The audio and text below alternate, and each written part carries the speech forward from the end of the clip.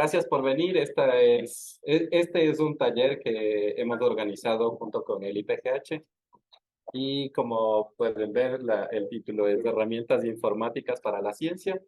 Es un tema que personalmente me parece súper interesante, es súper bonito y, y bueno, he querido compartir con ustedes algunos discutir, mejor dicho, con ustedes acerca de algunos conceptos, de algunas cosas que estoy segurísimo que todos sabemos y algunos tenemos una idea un poco diferente que los demás, pero que las cosas se aplican al final de cuentas para todos. Entonces, me gustaría que este espacio, es decir, este taller que va a durar hasta la tarde, sea un espacio de discusión. Siéntanse libres de interrumpir, comentar, hablar. eh, y, bueno, eh, durante este taller vamos a revisar algunas cosas acerca de los conceptos más básicos, es decir, de qué y por qué queremos qué cosas. Vamos a hablar un poco acerca de las series de tiempo, acerca del tiempo como tal. Queremos revisar también qué son los sistemas Linux, por qué los utilizamos.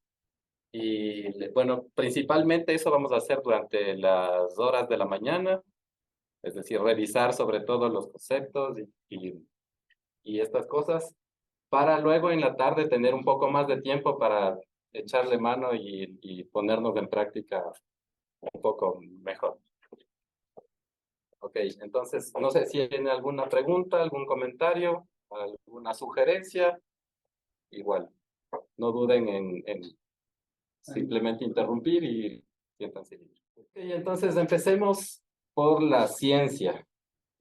Este taller es de herramientas informáticas para la ciencia. Entonces, no sé, me gustaría saber qué idea tienen acerca de la ciencia, porque me parece un poco como demasiado rápido lanzarnos a dar una definición de ciencia. Es un poco difícil en general. Ah, no sé, algún comentario? Ciencia es el proceso, el método que se realiza para Ya, ok, perfecto. Gracias.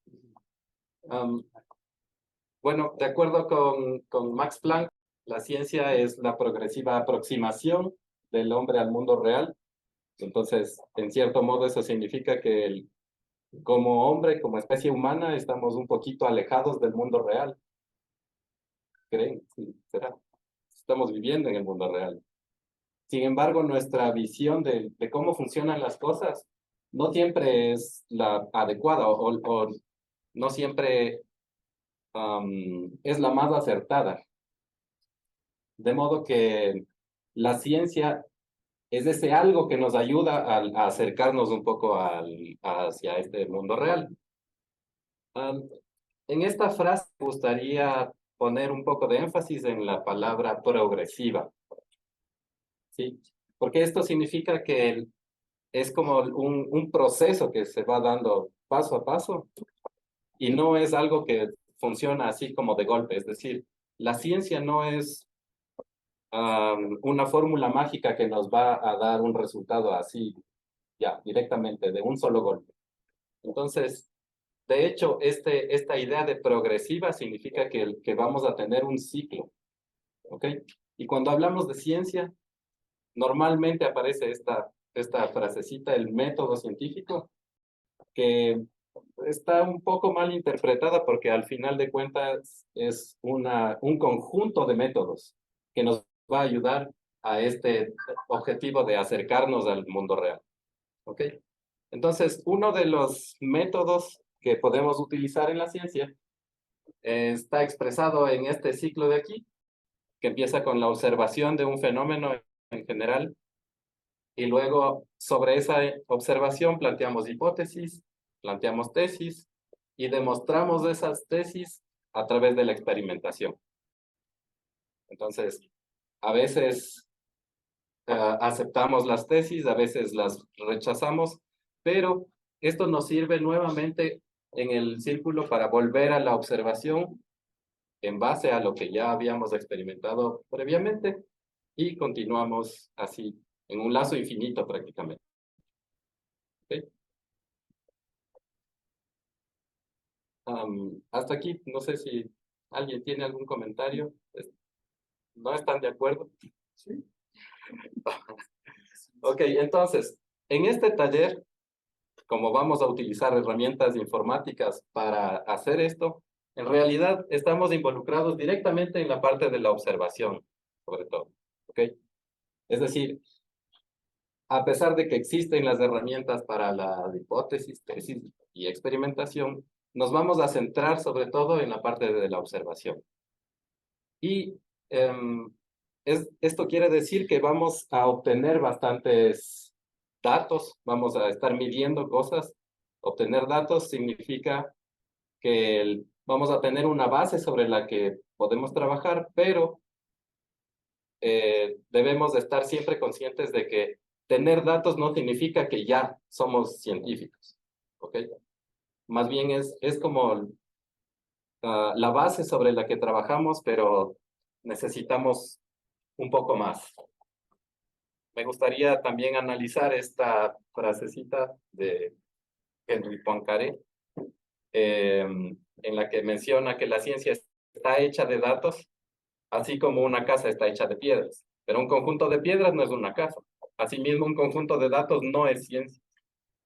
Me gustaría que eso tengamos siempre presente, sobre todo a lo largo de este taller. Ok, entonces, la siguiente parte, el siguiente concepto que quisiera que revisemos es acerca de la medición. La medición es la base de la observación. Es decir, es lo que nos permite cuantificar cosas y nos permite comparar cosas. Por ejemplo, supongamos, si vamos a comparar estos dos objetos, ¿cómo podemos hacer? ¿Cuál es la diferencia entre los dos? Exactamente, o sea, solamente podemos compararles una vez que hayamos medido las características. En este caso, el color. Estoy seguro de que inconscientemente todos vimos el tamaño que tienen, vimos la forma que tienen. Bueno, la textura es un poco más difícil a distancia, pero también. Y todas estas cosas son parámetros medibles al final de cuentas. Y nos permiten, como hacer comparaciones entre cosas, entre objetos reales. Para que todo el mundo esté de acuerdo en este tipo de comparaciones, sí. Una medición puede ser cuantitativa o cualitativa. Sí, muy buen punto. Es decir, podemos también hacer, a ver, la pregunta ahí es, ¿podemos hacer comparaciones cualitativas? Ok, bueno, en realidad yo le pondría el color como algo cuantitativo. Bueno, podemos discutir un poco después acerca del color específicamente, porque yo digo que es algo cuantitativo, pero sí, en general.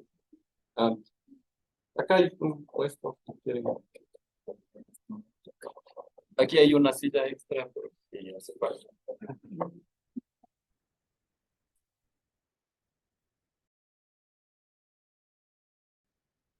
Y bueno, continuando con esto, quisiera mencionar que para que todo el mundo esté de acuerdo y podamos comparar bien las cosas, es decir, comparar peras con peras, manzanas con manzanas, existe una institución a nivel internacional que se llama el Sistema Internacional de Unidades, que han definido 7 magnitudes fundamentales, cada una con su respectiva unidad, y cada unidad tiene un símbolo específico.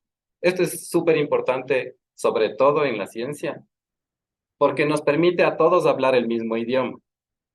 Entonces, nuevamente es súper importante y sobre todo en documentos científicos que utilicemos los símbolos de la manera correcta. Es decir, si hablamos de metros, vamos a escribir una M minúscula, aunque mis garabatos son un poco extraños, pero eso es una M.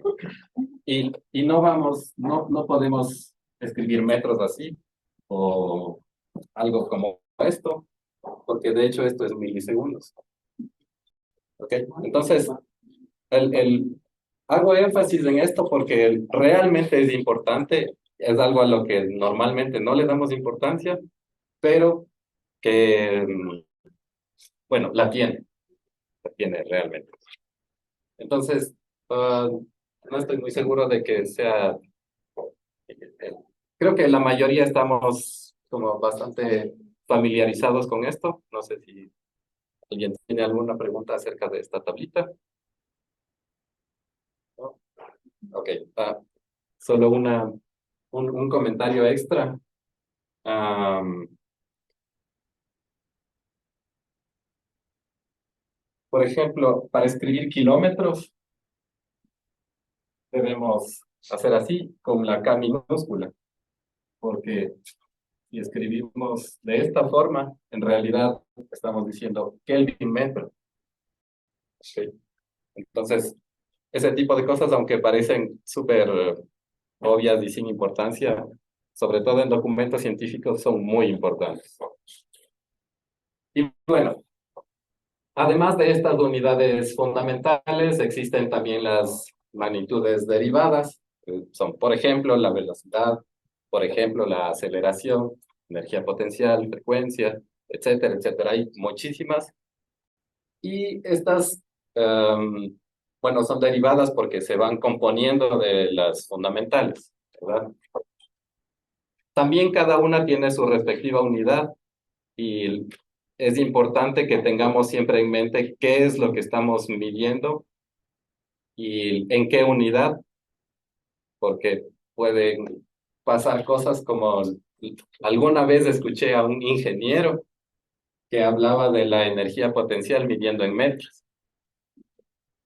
Entonces, bueno, a lo mejor tiene alguna relación, pero no, la energía no se mide en metros, nunca. ¿Ok? Y cuando hablamos de medición, también tenemos que hablar acerca de la diferencia entre la precisión y la exactitud. Son cosas que siempre mencionan cuando hablamos de medición, porque son dos conceptos diferentes, aunque muy parecidos, y normalmente se confunden. La precisión, en inglés precision, es la dispersión de un conjunto de valores obtenidos de varios experimentos, es decir, de la medición repetida de una cierta magnitud, mientras que la exactitud es la proximidad hacia el valor real. ¿Ok? He puesto aquí esta ilustración deliberadamente descargada de internet, porque me pareció muy interesante y me parece que es un gráfico que explica bastante bien la diferencia entre estos dos conceptos. Y quisiera que se tomen un segundito para chequearle y saber exactamente cuál es la diferencia entre las dos. ¿Hasta aquí alguien tiene algún comentario? O sea que el exacto no quiere decir que sea central, o sea que esté en el centro. En realidad, este gráfico está representando un objetivo y suponemos que el centro en este objetivo es el valor real. ¿Ok? Entonces es algo simbólico en realidad. Entonces, mientras más nos acercamos al valor real, estamos más exactos. ¿Sí? Ok. Pero en este taller estamos hablando acerca de herramientas informáticas. Entonces, en algún punto de la vida vamos a toparnos con la precisión hablada en informática. Es decir, en este caso se refiere a la cantidad de bits que se utilizan para representar una cierta cantidad. Entonces, aquí estoy ya como un poco tomando la tangente y yéndome hacia un ladito porque Aparentemente esto no tiene nada que ver con lo que estábamos hablando hace un minuto atrás, pero en realidad también es bastante importante, porque es importante saber de qué estamos hablando cuando utilizamos los términos. Y en este caso, no sé si todos estamos familiarizados con los bits y los bytes. Sí, todos, ¿verdad? Todos sabemos que un bit puede ser solamente un 0 o un 1. ¿Sí? ¿No? Ya. Y también sabemos que un byte tiene 8 bits. Ok, perfecto. Entonces, aquí tenemos un byte, un byte, un byte y un byte. De hecho, es el mismo en los 4 casos. Esta es la representación de un número entero en dos maneras, bueno, perdón, de dos números enteros en dos maneras diferentes. Entonces, si se fijan en los bits, perdón, son, en la primera fila son exactamente los mismos y en la segunda fila también son exactamente los mismos. Pero tenemos resultados diferentes de acuerdo a cuál es la representación que estamos escogiendo. Es decir, en este caso representamos un byte sin signo, un entero sin signo, y eso significa que el primer bit es en realidad el bit más significativo, es decir, representa el 2 elevado a la 7, ¿verdad? Mientras que en el caso de la representación con signo, el primer bit nos indica si es un número positivo o es un número negativo. ¿Ok? ¿Hasta aquí alguien tuvo alguna confusión? ¿Se entendió bien? Ok. Entonces, en realidad esto es solamente un ejemplo para ver que nos podemos confundir muy fácilmente si es que no tenemos claro lo que estamos, en lo que estamos trabajando o en lo que estamos haciendo. Ahora, pasamos al segundo ejemplo, que es mucho más complicado, y que es la forma en la que se representan los flotantes, es decir, los números decimales en un computador.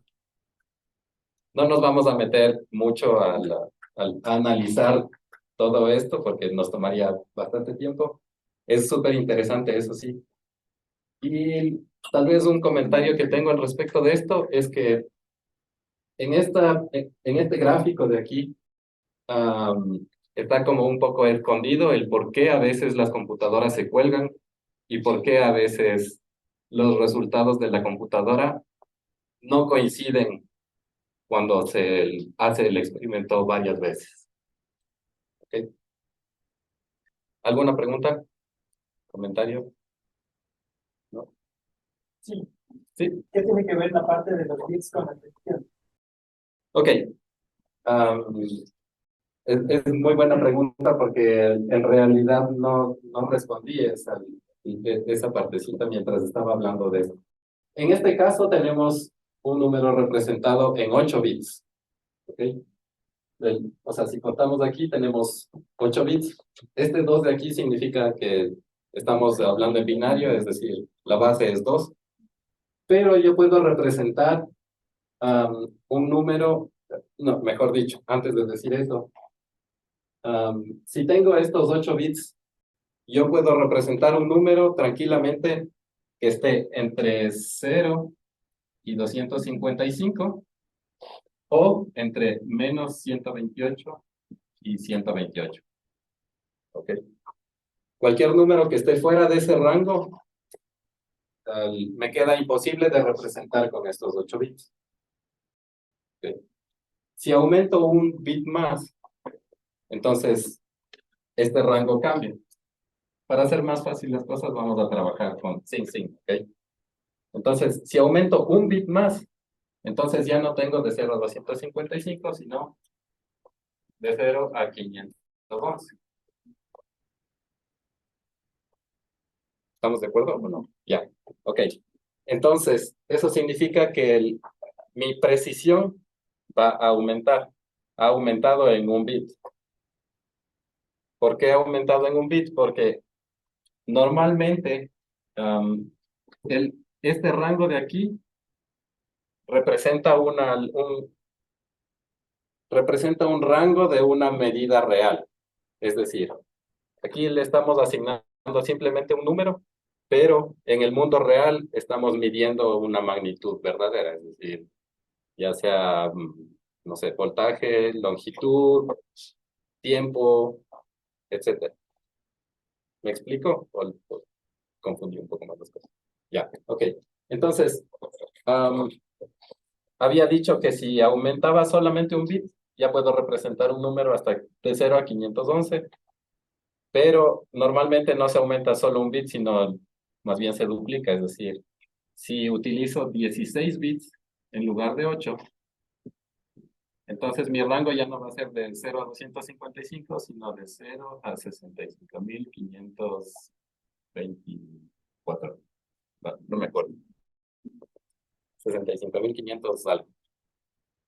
Entonces esto nos abre como un rango mucho más alto, y es decir que nuestra precisión ha aumentado en realidad en 8 bits. ¿Queda medio claro? Sí. Ok. Um, bueno, la siguiente pregunta es, ¿qué medimos? Y he tomado un ejemplo que en alguna ocasión, mejor dicho, cuando lo vi por primera vez, me pareció impresionante, realmente impresionante, porque en este ejemplo tomado me parece que es como en los años 90 más o menos, había un grupo de científicos que estaba estudiando los glaciares y para mi sorpresa medían el tiempo con los líquenes que se formaban en las rocas. Entonces, esa me pareció una idea súper extraña. Es como, ¿cómo puedes medir el tiempo con líquenes? Y sí, sí lo hacen. O sea, hay formas súper ah, ingeniosas de medir las cosas. Entonces, lo que hacen es medir el diámetro de los líquenes y tienen también una curva en la que fueron estudiando cómo crecen los líquenes en el tiempo, cuántos se demoran en crecer, es decir, cuántos años. Y de acuerdo a una curva que les resultó como calibración, finalmente después miden el diámetro de los líquenes y pueden estimar cuál es la edad que tiene esa roca, por ejemplo. Sí. Y ese es solo un ejemplo de muchas técnicas que existen. Estoy seguro de que los geólogos tienen otras que son mucho más locas y son súper interesantes.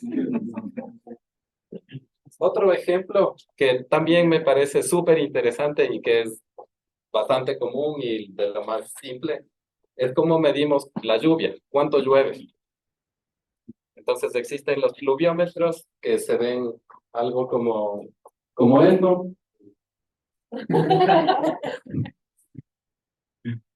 Entonces se ve como un embudo, un envase en el que se va llenando el agua. Y lo que sucede adentro es que hay dos contenedores con un pivote que van girando a medida que se llenan. Entonces podemos saber cuánta lluvia cayó en cierta unidad de tiempo si vamos contando cuántas veces esta parte central pasa por el punto del medio. Entonces, me parece que es otra forma muy ingeniosa de medir algo. ¿Okay? Estamos midiendo cuánto llueve al final de cuentas.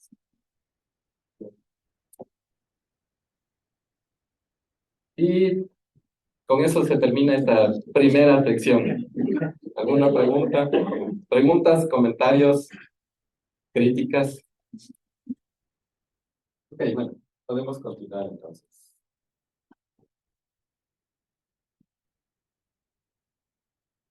La siguiente sección es acerca de la evolución temporal. Sin pretender meternos mucho a la filosofía y cosas por el estilo, el tiempo es algo súper importante en nuestro mundo en general. Es decir, todos estamos inmersos en el tiempo, pasa súper rápido, etcétera. Desde hace muchísimos años se lo ha considerado como una cosa continua, o sea, no podemos decir exactamente qué es, pero sabemos que es continua. Y luego hubo varias teorías en las que dijeron que en realidad no es continuo, sino discreto. Y hay desde entonces una gran discusión al respecto.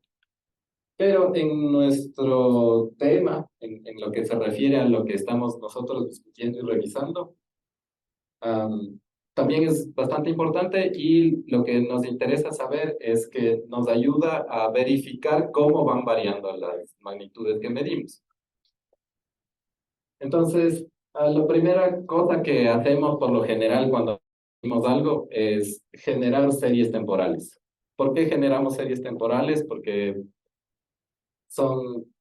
tenemos bastante experiencia eh, analizando las series temporales. Es decir, ha habido mucha gente que ha estudiado desde hace muchos años el cómo obtener información muy valiosa de las series que se obtienen midiendo alguna magnitud a intervalos que por lo general son iguales en el tiempo. Entonces, eso significa que la separación horizontal entre estos puntitos rojos que tenemos aquí, en teoría debería ser la misma, y a eso le llamamos el periodo en la serie temporal. ¿Okay? Además de ese periodo, nos muestra también una frecuencia, es decir, cuántas medidas tenemos por unidad de tiempo. Creo que todos sabemos que se mide en hercios, o si me equivoco, bueno, ahora ya sabemos. Y algunas de las cosas más, tal vez más básicas que podemos obtener de las series temporales son las tendencias, analizar la estacionalidad de los datos, es decir, si es que hay ciclos en los que se van repitiendo ciertos patrones, si es que estos ciclos son grandes, pequeños. Bueno, estoy seguro de que los sismólogos son mucho mejores para explicar esto que yo.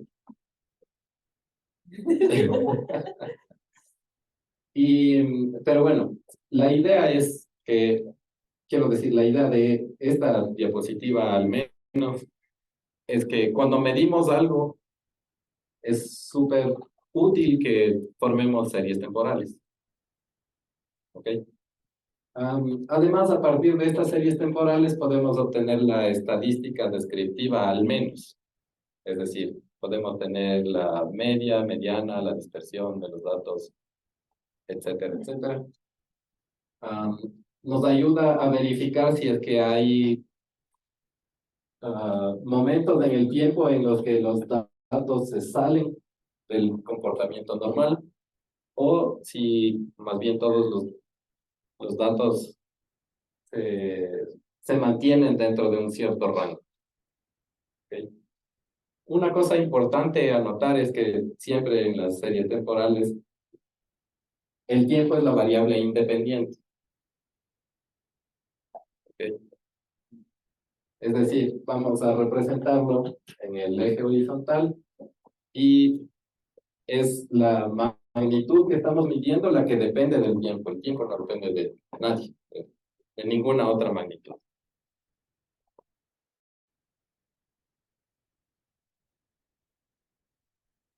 Y bueno, en nuestras herramientas informáticas, una de las cosas más importantes es cómo medimos el tiempo como tal, o cuál es el tiempo que utilizamos al fin de cuentas. Cuando estamos midiendo cosas, es muy probable que el registro del tiempo no sea el adecuado para todos.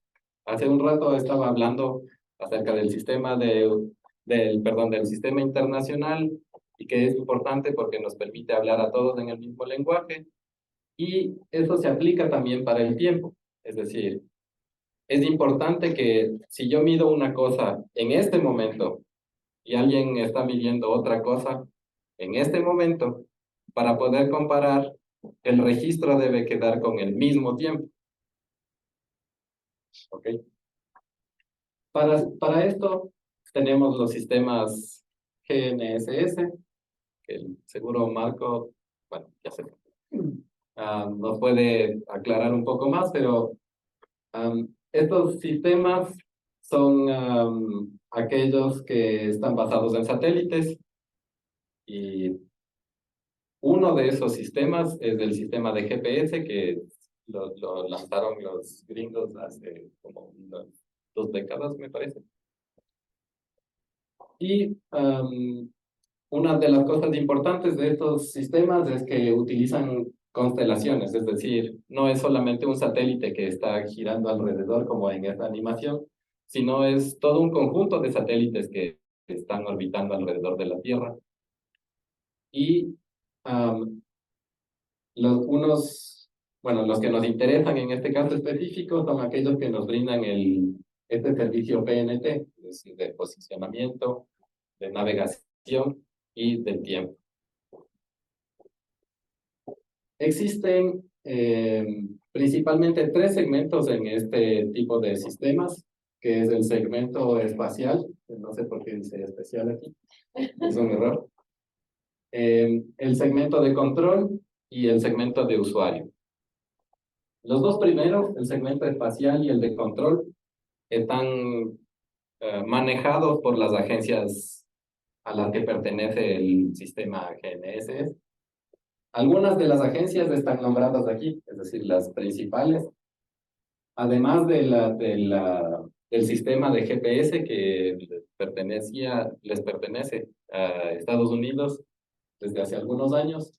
Existe también el sistema BDS, que le pertenece a los chinos, el sistema Galileo, con el que trabajan en Europa. Existe el sistema GLONASS, que es principalmente de Rusia, o sea, bueno, es regional, pero manejado por Rusia. Además de de la India, que también es regional. Y el de Japón, que es bastante nuevo. Y me parece que tiene solamente 7 satélites, pero ya debe estar disponible seguramente.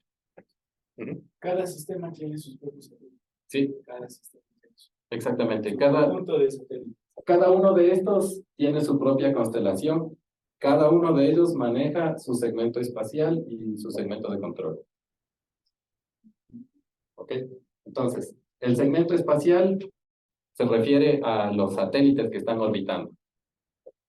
El segmento de control es más bien como los datos que se manejan entre estos satélites, es decir, la sincronización que tienen, la comunicación entre los satélites, la comunicación entre los satélites y Tierra, etc. Entonces, esas 2 están manejadas por cada una de estas agencias. Y el segmento de usuario se refiere más bien a los receptores que nosotros como usuarios adquirimos o, bueno, utilizamos en general en nuestros aparatos. Prácticamente tenemos receptores de GPS por todo lado. Entonces,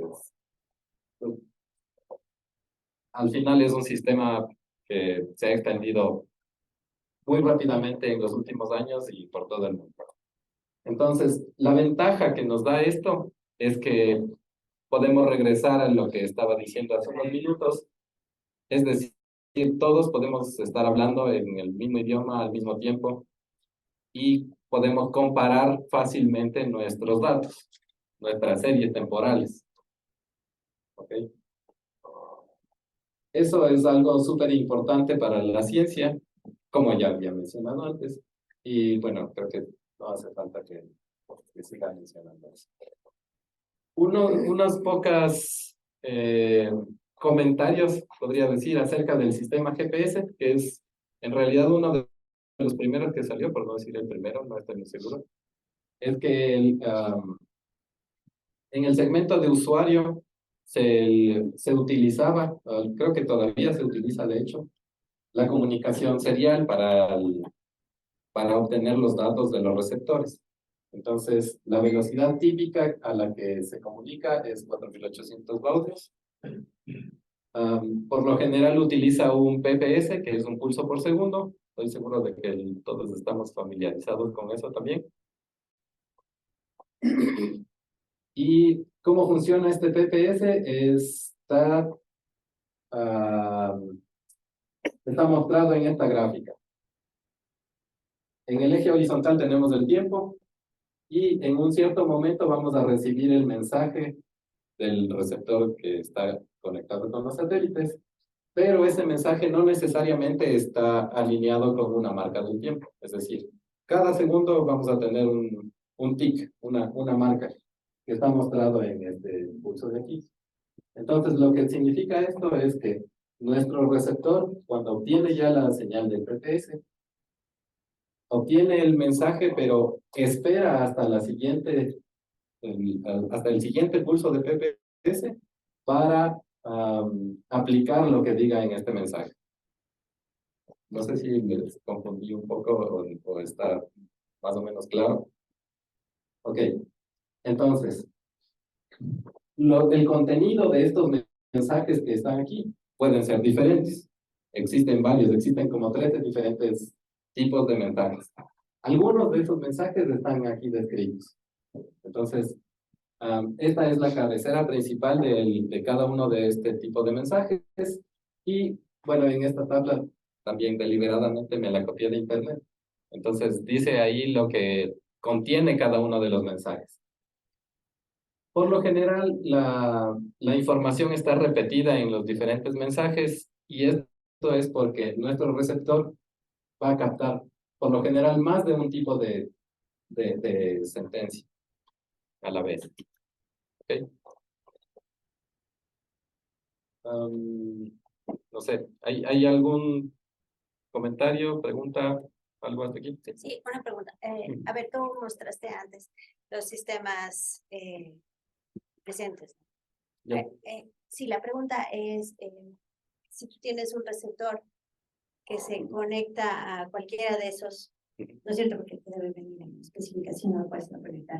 Sí, exacto. ¿Va a tener la misma precisión que otro receptor que se conecte a otro sistema del tiempo? O sea, si uno se conecta al GLONASS y otro se conecta al Galileo, por ejemplo. Ajá. Como tú hablabas de la importancia del tiempo y de la magnitud medida por diferentes cosas. Sí, en realidad, dependiendo de la fabricación del receptor, puedes tener diferente exactitud en realidad. Bueno, y precisión también. Entonces, si es por eso que hay unos receptores que son súper baratos y, bueno, normalmente se conectan con GPS y con un sistema extra. Se conectan con dos sistemas. Sí. Los más antiguos se conectan solamente con GPS, pero los que vienen ahora te dicen ahí que pueden conectarse también con GLONASS o con Galileo, además de GPS. Entonces, hasta hace unos pocos años, el GPS solamente se conectaba con la constelación de GPS. Claro. Y los de ahora, además del GPS, te pueden mostrar los mensajes que provienen de la otra constelación y con eso, al menos en teoría, aumentan la exactitud de sus medidas. Entonces, sí, es la pregunta o comparable o... Sí, bueno, además de esto siempre depende de la aplicación. Creo que es una de las cosas que no mencioné antes. Entonces, por ejemplo, para nuestros teléfonos celulares, así como para saber dónde estamos mientras manejamos, no necesitamos una precisión así ultra. Entonces, para eso sí funciona bien. Pero ya como para las medidas así como científicas súper No, eso, o sea, se nota porque hay teléfonos muy antiguos que solo tienen GPS y la precisión es unos 5 metros de diferencia. Y uno que ya tiene, los que ya tienen GPS y más, son es 1 metro, es 1 centímetro entonces, precisión. Entonces, o sea, si es mientras más se puede conectar a más constelaciones, puede ser mejor el dispositivo. Exactamente. O sea, va a comparar entre las dos constelaciones y va a, bueno, a reducir exactamente el margen de error.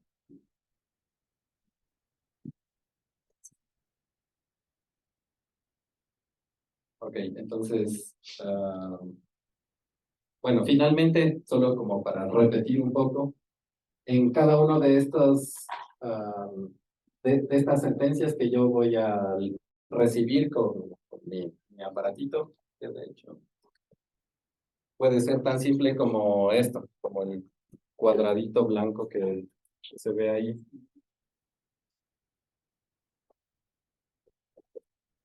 Entonces, bueno,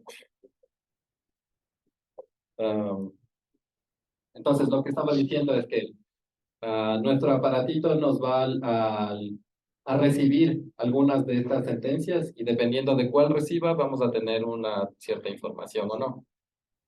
De hecho, hay ocasiones en las que recibe el paquete, pero la información no está dentro de la oración, es decir, recibe simplemente la cabecera y luego un montón de comas, coma, coma, coma, coma, coma, coma, porque todavía no se ha enlazado lo suficiente, no se ha enlazado con los suficientes satélites de una cierta constelación. Okay. Otro dato interesante, aunque no está mostrado en esta diapositiva, es que para tener una posición en 3D necesitamos al menos 4 satélites. Y no estoy seguro si todos estamos claros en esto. Sí, ¿verdad? Pero para tener para tener el tiempo, en teoría nos basta con un satélite, pero el error es bastante grande. A medida que tenemos conexión de más satélites de la misma constelación, el error se va reduciendo cada vez hasta que sea aceptable. ¿Alguna pregunta extra? Bueno, podemos seguir a la siguiente sección, supongo, que es la parte del almacenamiento.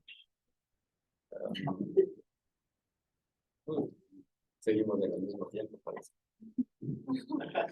Ok, en realidad en esta parte del almacenamiento estamos como cambiándonos de tema prácticamente por completo porque lo que nos interesa aquí es saber cómo vamos a guardar la información dentro de nuestros computadores.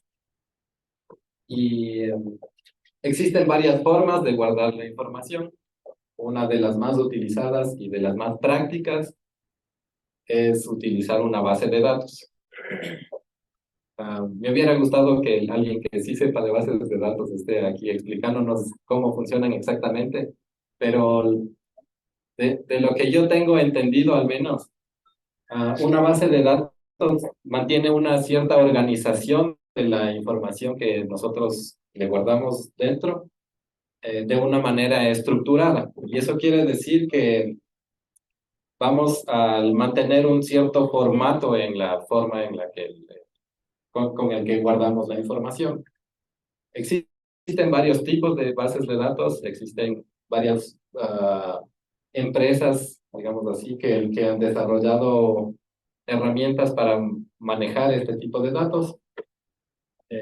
Y una de las cosas que me pareció importante mencionar es que cuando hablamos de una base de datos, normalmente nos estamos refiriendo a la información que está metida dentro, más el sistema de gestión de esa información. Entonces, cuando hablamos, por ejemplo, de Oracle o de Postgres, estamos hablando de las dos cosas, tanto del sistema de gestión como de la información que le estamos metiendo adentro. Y esta información incluye unas ciertas tablas que nos van a indicar cómo estamos guardando las cosas y no tanto los datos que guardamos. Quiero decir, las tablas que acabo de mencionar son una especie de contenedores que nos van a indicar cuál es la forma en la que vamos a guardar los datos y luego vamos llenando esos contenedores con la información que nosotros generamos o que queremos guardar. Principalmente las bases de datos nos ayudan mucho cuando los datos son muy voluminosos, es decir, tenemos millones y millones de puntos en las vías temporales de las que estábamos hablando previamente. Y cuando los datos no tienen un volumen tan grande, a veces resulta como un poco, no sé si decir tedioso, pero es como una estructura grande para guardar solamente unos pocos datos, es como mucho, ¿no? Entonces, en estos casos, podemos utilizar, por ejemplo, tablas de Excel o simplemente archivos de texto en los que vamos guardando la información. Sin embargo, estas bases de datos nos dan algunas facilidades, contienen algunas características bien importantes que de hecho están resumidas en este sistema de gestión del que estaba hablando hace un momento y que maneja estándares que le permiten comunicarse con otros programas. Entonces, si vamos a manejar, por ejemplo, un sistema de gestión, no sé, MySQL, entonces existen algunas interfaces que nos permiten utilizar Python para comunicarnos con esa base de datos, o utilizar C++ o utilizar MATLAB o cualquier otra cosa con esa base de datos. No sé si me explico. ¿Ok? Entonces, es importante saber cuál es el sistema de gestión con el que estamos trabajando y saber cuál es la interfaz que vamos a utilizar con nuestros scripts o nuestro programa específicamente. Hace poco yo me enteré de este Firebase que está puesto aquí. No sé si alguien lo había visto antes, pero de lo que supe es un producto de Google. Ahora Google está metido en todo, está en la sopa. Y entonces ellos tienen este producto que hace muchísimo más fácil el crear aplicaciones y mandar los datos directamente a esta base de datos. Entonces, tienen en sus servidores un espacio para que la gente pueda crear unas bases de datos como sencillas, entre comillas, y puedan crear aplicaciones que guarden la información directamente en estas bases de datos y luego estén ahí disponibles en tiempo casi real para que la aplicación del teléfono pueda tomar esa información y mostrar directamente. Puede decirse que están en la nube y en un servidor. Básicamente es una base de datos que está en la nube. Entonces, tú no necesitas enviar a un servidor físicamente en tu casa o en tu lugar de trabajo, sino mandas directamente a Google, a la nube, y lo recuperas en una aplicación del teléfono y entonces las cosas funcionan muchísimo más rápido. Tienen los datos disponibles mucho más rápidamente. ¿Ok? Desventajas, ¿alguien les ve alguna desventaja? La seguridad. De hecho, sí.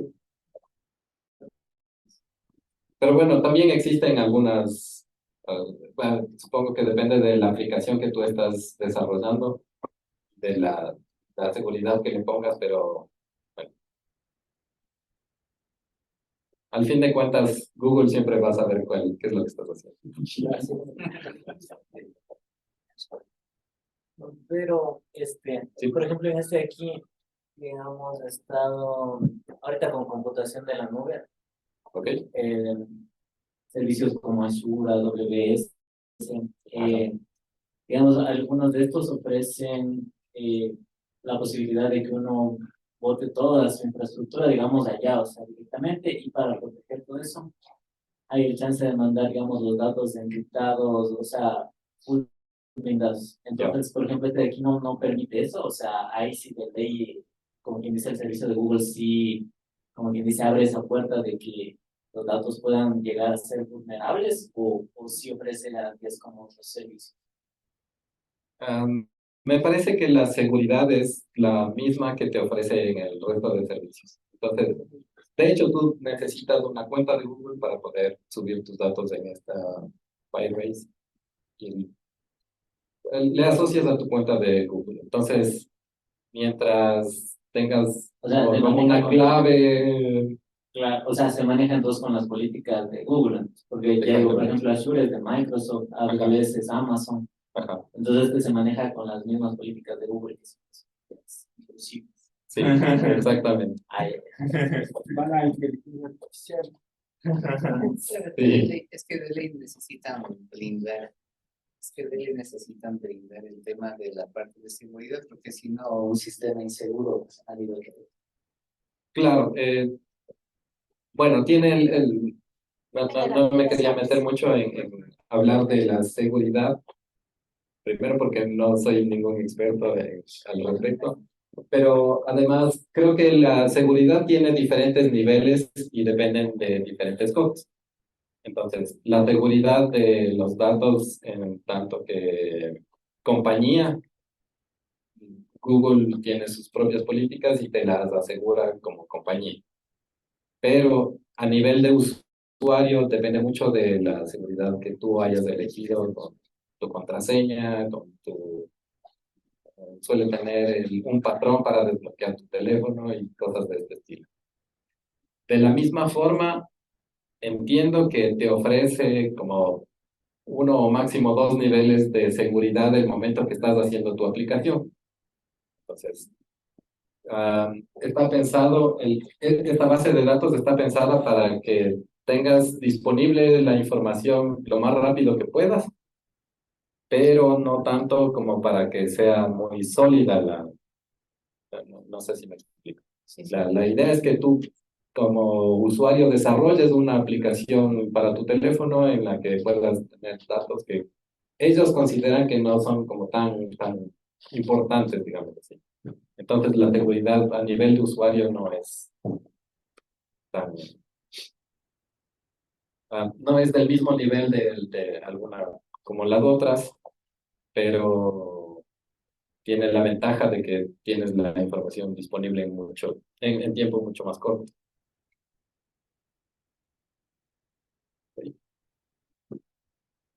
Y bueno, además de esto, quería hablar un poco acerca del sistema de archivos. Como decía, cuando no tenemos una cantidad de datos así súper grande que se nos va a ir de las manos y metemos en archivos individuales, am, tal vez es buena idea saber que existen diferentes tipos de sistemas de archivos.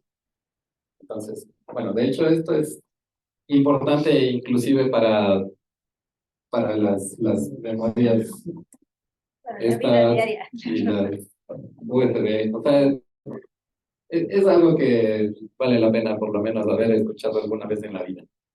Entonces, la idea es que existen varios tipos de sistemas de archivos porque hay prácticamente desde el principio cuando empezaron a desarrollar sus sistemas operativos, las diferentes compañías, cada uno se inventaba su propio sistema de guardar la información. Y uno de los primeros que apareció es este FAT, que estoy seguro de que todos lo hemos visto en algún momento cuando insertamos una USB en la compu. Además existe, por ejemplo, este de Apple, que es APFS, y me parece que este HFS también lo utiliza Apple, ¿no? Ajá. Entonces, bueno, migraron del uno al otro. No sé exactamente el detalle de la diferencia entre los dos, pero bueno, debe tener alguna ventaja por la que migraron. Existe también este Extended Path, que de este sí estoy seguro de que al principio este sistema FAT permitía solamente tener archivos de máximo 2 gigas de longitud. Entonces, como bueno, cuando apareció el sistema de archivos parecía una cosa loquísima que nunca te va a obtener y ahora es como se llena en menos de 2 minutos de video. Y finalmente, bueno, este NTFS, estoy seguro también de que todos lo han visto, es el sistema con el que trabaja Windows. Y finalmente este EXT4 es el sistema con el que trabaja Linux. Hay ocasiones en las que esto nos produce problemas porque si tomamos una memoria que está en NTFS y la incrustamos directamente en una máquina Apple, por ejemplo, no podemos leer o podemos solamente leer y no escribir. Entonces se necesita códigos de extra, software extra para poder leer y escribir los diferentes sistemas de archivos, que lo que hacen es como traducir de uno al otro y nos permiten trabajar. ¿Y cuál es el que te permite adaptarse a todos los sistemas operativos? XFAT es el más compatible. XFAT. Sí. Ese es el que más se puede ver. Sí, en principio es el FAT, pero tiene el problemita de la limitación de El los tamaño de los archivos. Ajá. archivos. Entonces, después salió el exFAT y es como el que todos manejan. Bueno, no todos en realidad, porque es así, sí, de buenas a primeras metes una memoria con este tipo de sistemas de archivos a un Linux, no vas a poder ver tampoco. Entonces, pero afortunadamente hay los parches estos de código que, o sea, Para traducir, digamos. instalas un programita y ya.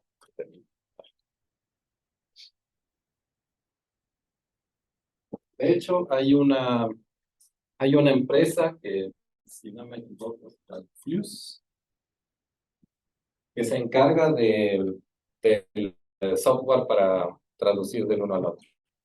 Entonces, hay una aplicación que se llama MacFuse, para la Mac, obviamente, que te permite leer los NTFS, no estoy muy seguro si T4 también, pero es posible que sí. Y esta misma Fuse tiene un complemento para Linux que te permite también ver NTFS. Es fácil.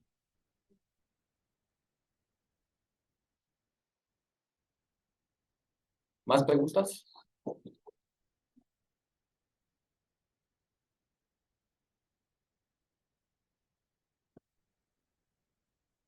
Ok, vamos a revisar durante hoy en la mañana y se trata del sistema GNU Linux. Sí, bueno, estoy seguro también que muchos de ustedes ya están bastante familiarizados con el sistema Linux y otras personas no lo han utilizado. Entonces es una revisión en forma general, en forma global de qué se trata y qué es lo que hace. Igual que durante la mañana, espero sus comentarios, sus interrupciones y todo está bienvenido. Entonces, para empezar con esto, un poco la historia de este sistema nace como en los años 90 con un proyecto que tenía este señor, que es un sueco, que se llamaba GNU Project. Y la idea de él es que los derechos de autor, el copyright, decía que era demasiado limitante para la computación en general. O sea, uno no podía utilizar un software o que era demasiado limitado por el copyright. Así que él tenía este proyecto con otras personas en el que trataba de como dar una alternativa a eso y este proyecto se llamaba GNU. Entonces, en el año 1991, Linus Torvalds sacó un sistema que era súper básico, pero que podía hacer sí, podía hacer 2 tareas a la vez, digamos, por 2 usuarios diferentes. Entonces lo que hizo con su programita era por el un lado imprimir una letra A y por el otro lado imprimir una letra B y obtuvo como A, B, A, B, A, B, que significaba que estaban los dos funcionando al mismo tiempo y por dos usuarios diferentes. Y bueno, la idea de todo eso es que ese fue el punto de inicio para todo el sistema operativo, que, bueno, toda la gama de sabores de Linux que existen ahora. Am, y una página interesante a revisar es esta de aquí. Si alguna vez le pueden echar un ojito, es bastante interesante. Estos de aquí son las mascotas oficiales del proyecto GNU y de Linux. Cada uno de ellos ha ido evolucionando con el tiempo, pero lo que nos interesa más es saber que el sistema operativo como tal ha ido evolucionando con el tiempo. Cada vez van implementando nuevas características a los sistemas operativos. Linux no es la excepción, obviamente. Y una cosa que es importante saber es que hoy en día tienen desarrollado una interfaz de escritorio igual que Windows o que Mac. De hecho, toda esta presentación estamos viendo en un sistema Linux. Es súper fácil de utilizar, o sea, tan intuitivo como Windows o a veces inclusive más. Am, y una cosa bien importante es software libre. Ah, esto de software libre también hay que entenderlo bien. No significa realmente que uno pueda como, el- el- o sea, simplemente apoderarse y, bueno, de hecho sí, porque existen existe el código fuente y entonces uno puede descargar el código fuente y puede cambiar lo que quiera. Y de hecho esta licencia GNU hasta le permite vender ese nuevo producto que uno hace. Es decir, tú puedes bajarte el código, cambiarle alguna cosa y luego vender eso con las modificaciones que tú hiciste. Pero no puedes venderlo así como directamente de como lo descargaste, porque estarías rompiendo ese acuerdo de que sea gratuito y libre. Entonces, esto de modificar y vender es algo que, por ejemplo, lo hace Red Hat. No sé si alguno de ustedes ha escuchado de esta empresa que se llama Red Hat. Está basado en Linux y prácticamente hacen eso, es decir, sobre el código libre hacen varias mejoras bueno, adaptaciones a su sistema y luego venden esos productos y funciona bien. Una de las características, como estaba diciendo, que es bastante interesante, es que existe una comunidad que está constantemente trabajando sobre el sistema. Entonces, hay alguna cosa que no funciona del todo bien y hay alguien que se queja en algún chat. Entonces, bueno, se queja o pregunta al resto acerca de por qué no funciona y si a otros les pasa. Y nunca falta algún comedido que le da una idea de cómo solucionar o algo. Y así la comunidad va solucionando problemas. Por supuesto que hay también algunas empresas que se dedican específicamente a solucionar los problemas para luego subir y todo esto. Una de estas empresas es la que mantiene y bueno, cada cierto tiempo saca diferentes versiones de Ubuntu. Este sistema que está en esta computadora es Ubuntu. Entonces, es, es bastante intuitivo. Hay algunas personas que, o sea, que trabajan mucho con computadores que más bien dicen que es como un sistema operativo como para gente un poco floja, como yo, porque te ofrece una interfaz gráfica que es súper buena, súper intuitiva y puedes hacer un montón de cosas de forma gráfica. Entonces, en principio, ni siquiera necesitarías saber de qué se trata exactamente Linux y simplemente coges y lo manejas como Windows sin mayor problema, sin mayor complicación. Hay algunas personas que no están de acuerdo con eso, por supuesto, como todo en esta vida, pero en todo caso funciona bastante bien.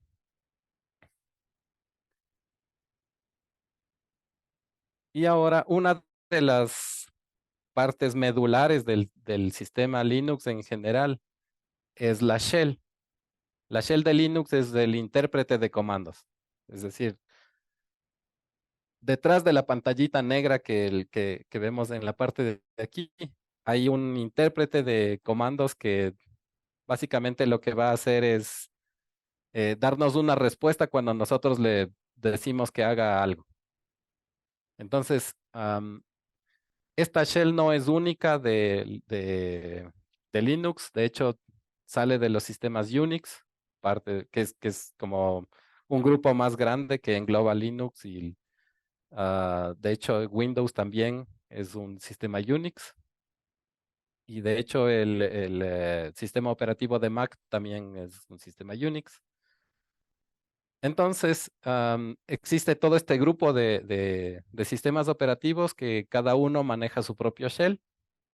Y como ya mencioné antes, esta shell es un intérprete que nos permite obtener una respuesta cada vez que le enviamos un comando.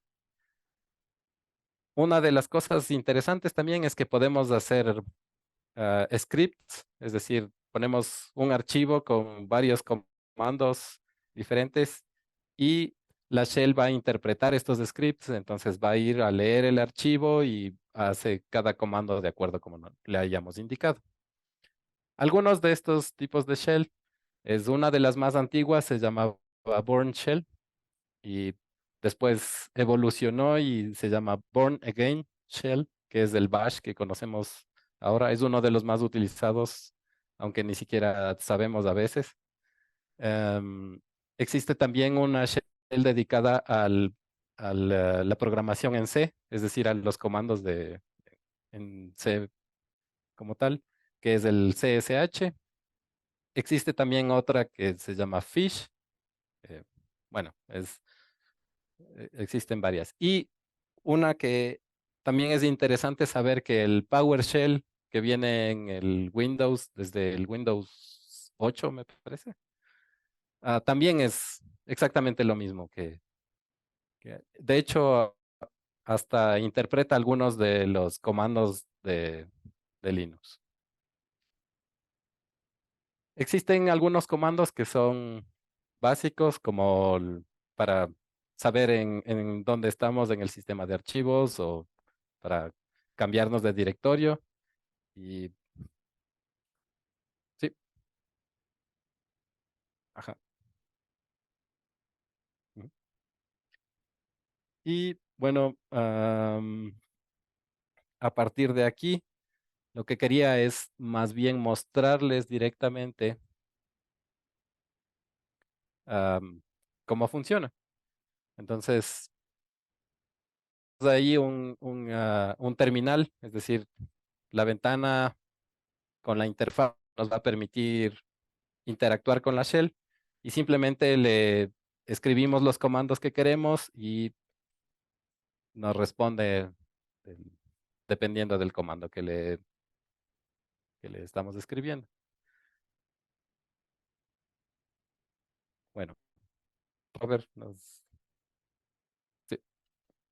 Entonces, bueno, sé que esta parte fue una explicación así como súper básica y una de las cosas más importantes de las computadoras es que se puedan comunicar. Primero con los periféricos que tiene la misma computadora y en segundo lugar también con otras computadoras. Entonces, ahora Robert nos va a explicar un poco acerca de el protocolo con el que se puede hacer eso. Buenos días con todos. Voy a hablar un poco acerca de lo que es el IPv4. Bueno, el IPv4, como sabemos, es un protocolo de comunicación. Sirve para comunicarnos entre distintos dispositivos y redes. Bueno, el IPv4 está siendo suplido con muchas, perdón. Ah, ya, perdón, ya pensé que- Bueno, el IPv4 ya, debido a las limitaciones en espacio, últimamente ya se están migrando a lo que es el IPv6, ¿no? Por la cantidad de dispositivos que podemos ingresar. Esto, pues, esto es debido a que ya millones de dispositivos se van conectando hacia la red, como por ejemplo ahora las redes o los sistemas IoT del Internet of Things. ¿Cómo le? Sí. Bueno, como les decía, ¿no? El protocolo IPv4 es la base del Internet. Se comunica a través de direcciones IP. Las direcciones IP son unos identificadores para cada dispositivo y lo cual hace la comunicación entre ellos. Bueno, las subredes son una división de la red para organizar de mejor manera un segmento.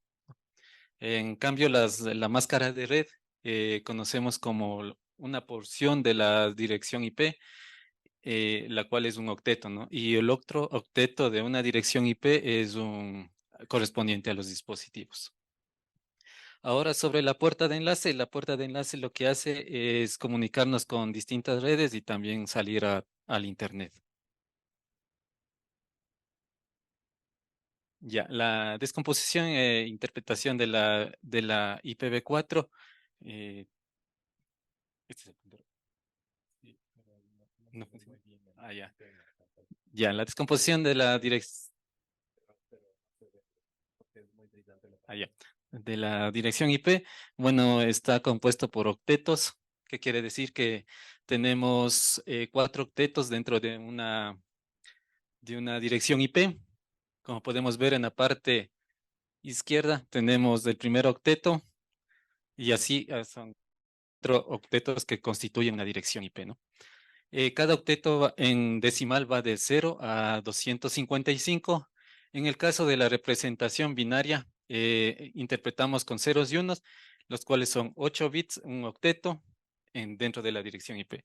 En cambio, en la notación decimal, tenemos, por ejemplo, 8 bits que corresponde a un octeto y el conjunto son 32 bits. Entonces, la configuración en Windows es fácil, muchos ya lo hemos realizado. Eh, no sé si podemos cambiarnos de... Espera un momentito. Bueno, voy a hacer la configuración primero ahora en el sistema Linux. Eh, ¿Qué estamos aquí? Ya. Entonces, como Freddy comentaba, ¿no? Dentro del prompt podemos hacer varios comandos para poder configurar. La configuración IP podemos hacerle a través de la terminal o a través de la forma gráfica. Dentro de la forma gráfica, estamos aquí en la parte superior, tenemos la parte de configuración y aquí tenemos la porción, la parte de red. Entonces aquí, como tenemos, si es que tenemos un sistema cableado, podemos configurar en esta sección, caso contrario, en la parte de la red inalámbrica. Aquí tenemos, dentro de esta opción de cableada, tenemos la IPv4 que corresponde a nuestra asignación. Entonces aquí tenemos la parte de dirección en la cual ponemos nuestros octetos, ¿no? Por ejemplo, aquí tenemos una clase C que corresponde a la 192.168.5.119. Tenemos nuestra máscara de red y también nuestra puerta de enlace con la cual podemos salir al Internet. De esta manera, nosotros configuramos nuestra tarjeta de red y ya podemos tener acceso. En cambio, a través de la consola, podemos digitar el comando ifconfig.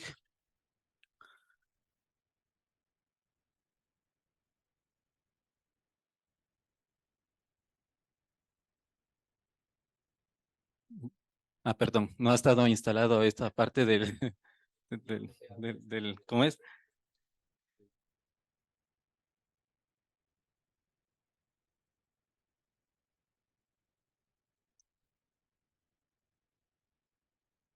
Listo.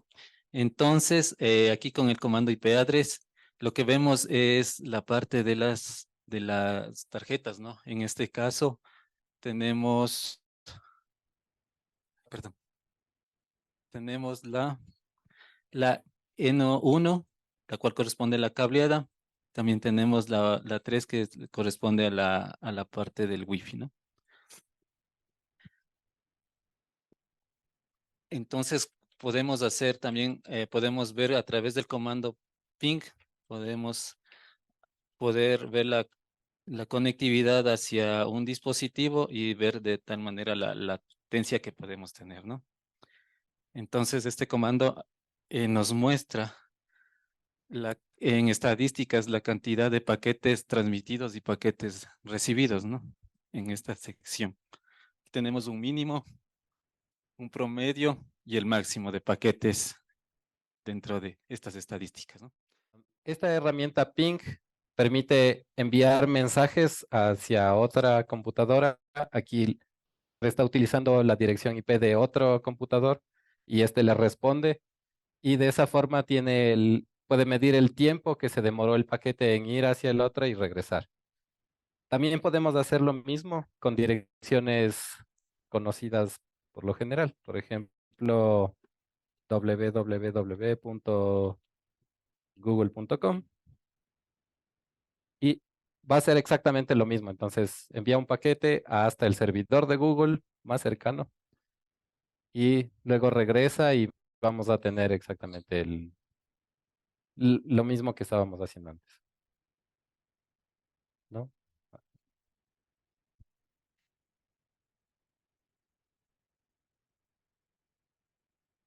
Ah, ok.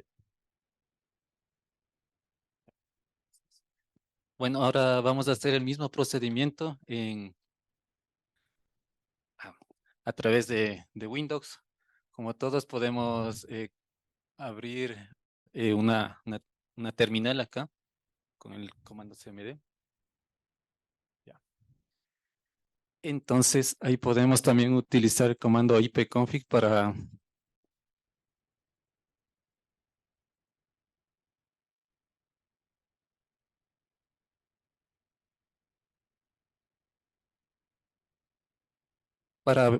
ver qué IP ha sido asignada a este adaptador. Entonces, aquí podemos ver que tenemos la dirección IP en 192.168.2.95. Esta dirección puede ser configurada en la parte inferior derecha, en la parte de configuración de red e internet. Entonces, aquí tenemos la sección de Ethernet que corresponde a la parte cableada y también podemos tener a la parte inalámbrica, ¿no? Entonces, aquí podemos asignarle de manera manual o a través de un servidor de DHCP. Ahorita está asignada de manera manual. Entonces, aquí le pusimos la dirección asignada por el departamento de TI, el cual nos dan estos parámetros, ¿no?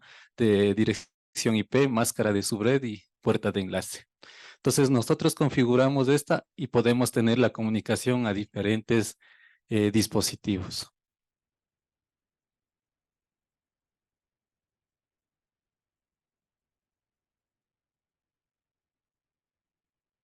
¿Sí? Ya. Sí. Ok. Hola. Y bueno, que con esto concluimos la primera parte o sea, todo lo correspondiente a esta mañana en este taller. Y no sé, ¿tienen alguna pregunta, comentario? Sí. Ujú.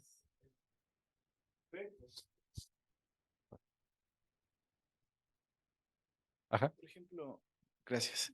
Ok, Decía que uno de los retos al usar Linux es, por ejemplo, con los softwares, ¿no? Por ejemplo, cuando necesitamos utilizar un software específico, ¿cómo haces ajá. para instalar? Hay parches como en Windows, porque hay unos que no son compatibles y bueno, ¿cómo trabajas ahí? Sí, Te pongo mi es caso, o sea, a una buena veces pregunta. una simulación de un circuito y claro, el formato de lo que la mayoría de personas trabajan es uno y luego si tú abres con otro software no es del mismo formato. Y es un poco complicado, a veces hasta imprimir es realmente complicado. Entonces, Sí, ¿qué haces en esos casos? Si me puedes dar un ejemplo de real de qué se puede hacer tanto como con un programa, con un software y bueno, cuando estamos en red, aquí mismo en el trabajo. ya. Me parece una buena acotación, una buena pregunta también. Entonces, una de las desventajas que tenemos con Linux es que muchos de los programas que existen de forma comercial se hacen para Windows o para Mac. Y hay algunos que también sacan una versión para Linux, pero no todos. Existen un par de opciones en esos casos y una de esas es utilizar Wine. Wine es un paquete am, que permite correr algunos de los programas de Windows en Linux. Entonces, la idea es que instalas esto en Linux y esto hace una especie de simulador del Windows dentro de tu sistema Linux.